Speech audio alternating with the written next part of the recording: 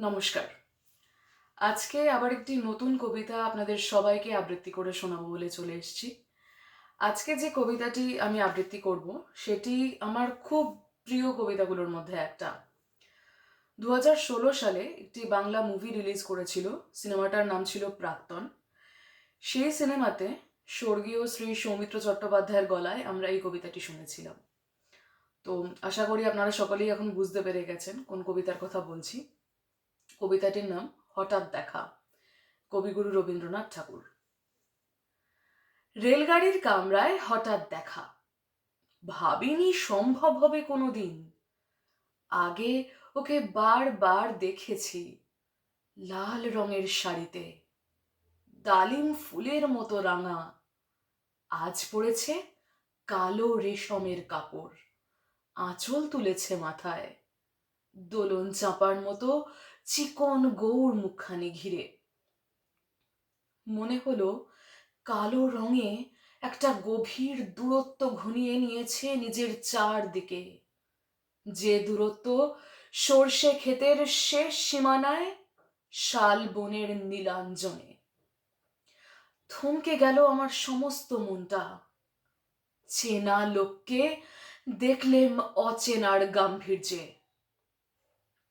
হঠাৎ খবরের কাগজ ফেলে দিয়ে আমাকে করলেন নমস্কার। সমাজবিধির পথ গেল খুলে, আলাপ করলেম শুরু।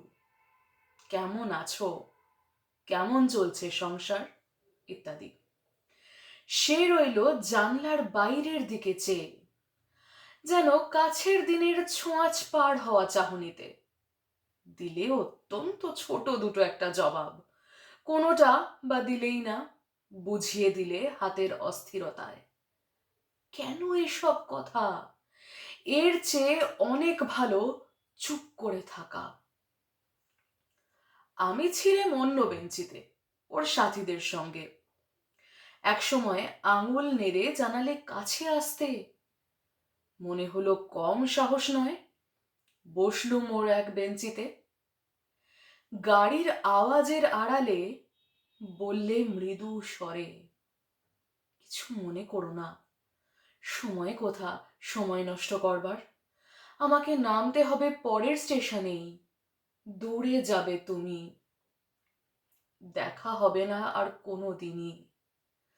তাই যে প্রশ্নটার জবাব এত কাল থেমে আছে, শুনবো তোমার মুখে, সত্য করে বলবে তো? আমি বললেম, বলবো।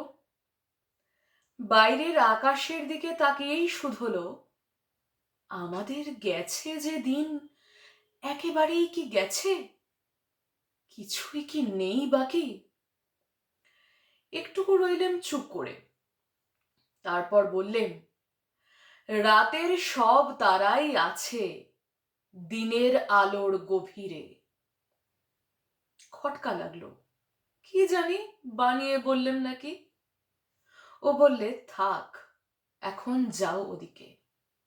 সবাই নেমে গেল পরের স্টেশনে, আমি চললেম একা। নমস্কার।